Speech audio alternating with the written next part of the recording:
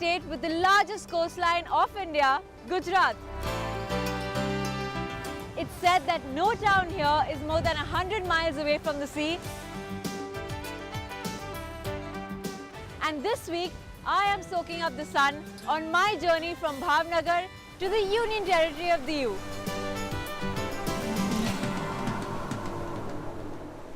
Catch all my coastal adventures on Follow the Star.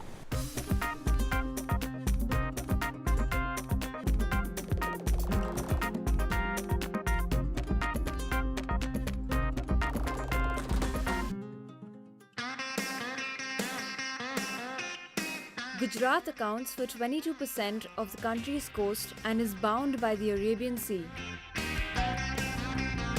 My journey along this long shoreline begins in the Saurashtra region, a peninsula between the Gulf of Kutch and the Gulf of Khambat. Starting from Bhavnagar, I will drive on the National Highway 80 past small towns like Ghogha and Alang before concluding my journey in the Union Territory of Diu. The whole journey would be around 200 kilometers. The city of Bhavnagar is the best starting point for travelers exploring the southern tip of Peninsula Gujarat. It was once a princely state ruled by the Rajput Gohil family. Apart from a 19th century temple and a scenic lake, other attractions also include a few heritage buildings and the Neelambag Palace, which in its new avatar is a plush heritage hotel. Although Bhavnagar has a small airport with limited connectivity, one can access non-stop flights to major cities from Rajkot, which is just 3 hours from Bhavnagar.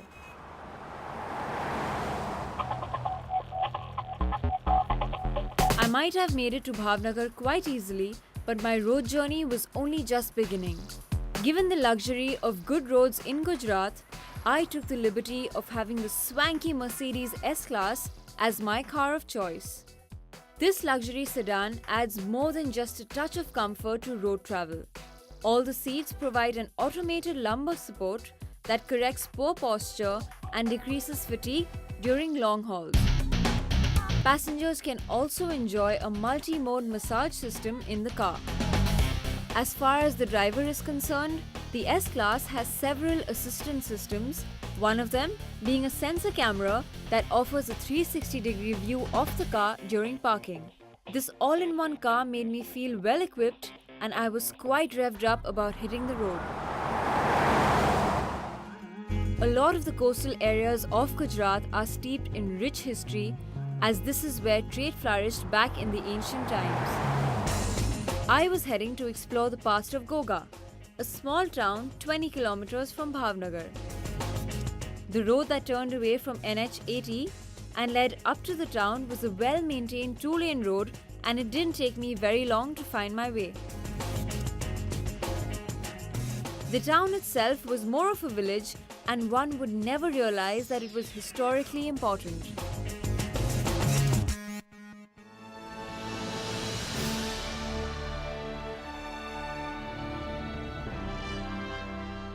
Even though it doesn't look like much right now, Ghogha is one of the most ancient ports of India.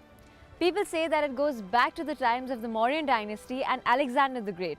But documented history shows us that it was only established during the 5th century AD. Also, the sailors of Ghogha were considered to be the best sailors in India, even during the Mughal and the British times.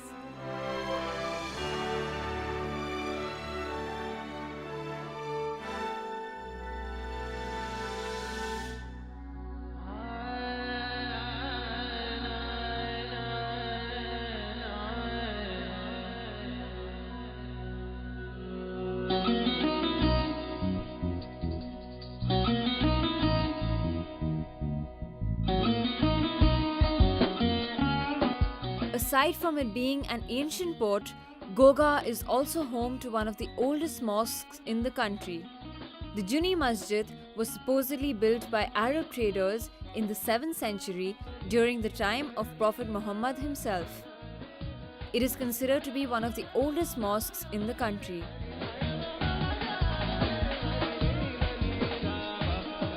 Although the roads around this mosque are extremely narrow, it definitely makes for a fascinating stopover if you have an eye for history.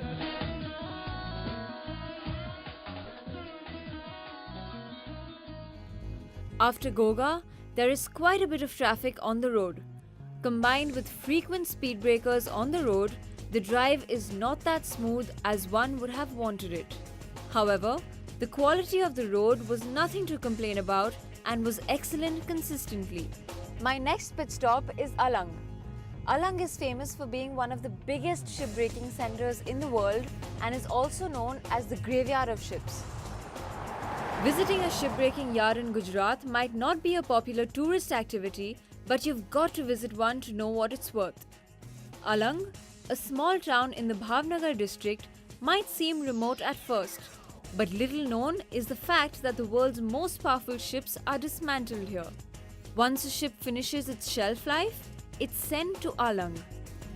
Workers then use basic tools to dismantle each vessel piece by piece. But what about this little town makes it an ideal shipbreaking yard? I decided to ask a local. तो सिर्फ अलंग में ही क्यों ship breaking होता है, कहीं और पे क्यों नहीं होता है, दीव में या कोई और गुजरात की जगह में क्यों नहीं होता है, अलंग में ही क्यों होता है स्पेसिफिकली? इसमें क्या है, ये पानी है ना, बंगाल का खाड़ी है ना, तो उसमें पानी का करंट बहुत रहता है, तो कोई भी शिप है तो उसमें कम ताकत से पूरा किनारे पे आ जाता है। अच्छा। बीच में रहता तो खर्चा ज़्यादा लगता है, किनारे पे से सब खींच के लाना पड़ता है और पानी भी यहाँ पे अपने आप से 3-4 घंटे के लिए वापस चला जाता है, तो कोई भी चीज़ अगर ऊपर से गिर गया तो भी उसको मिल सकता है, इसलिए वो अलंग में लग गया। अच्छा। हाँ। और कोई मशहूर या बड़ी शिप आया था यहाँ पे? मशहूर शिप आया था यहाँ पे कभी? ब्लू लेडी आया था, वो पैसेंजर था, उसमें घर के लिए चीज बहुत बढ़िया थी, सोफा, कुर्सी, गद्दा सब बढ़िया निकली थी। हाँ हाँ बढ़िया बेचने के लिए थिएटर सब था उसमें। ऐसा क्या अनोखी चीजें क्या है यहाँ पे जो आप बेचते हैं? इधर का सोफा भी बाहर का आता है, सब इटाली का आता है, फ्रांस का आता है, अमेरिका का, अलग अलग देश का आता है, तो अलग अलग विविधता रहती है। कुर्सी भी अलग अलग टाइप की आती है, वो सब अलग अलग टेक्नोलॉजी आती है। यहाँ की सारी चीजें शिप से ही आए हैं ना? हाँ, सारी शिप से ही आती है। शिप में बहुत अच्छी चीज निकलती है, इसलिए सब खरीदने के लिए भी बाहर सब लोग बहुत आते हैं। और सबसे ज्यादा क्या बिकता है? सबसे ज्यादा तो लोहा ही निकलता है, तो लोहा ही बिक्री होगा ना, प्लेट ही निकलेगा ज्यादा, तो और क्या है।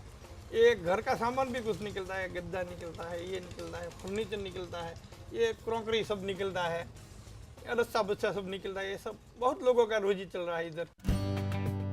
One of the highlights of the shipbreaking yard is its 5-kilometer long flea market. It has over 300 jumbo warehouses that sell both mundane as well as some of the most surprising items that are collected from demolished ships, and all at throwaway prices. These warehouses have literally everything. Ships are completely stripped down and every component inside a ship is resold, from nuts and bolts to even a chainsaw.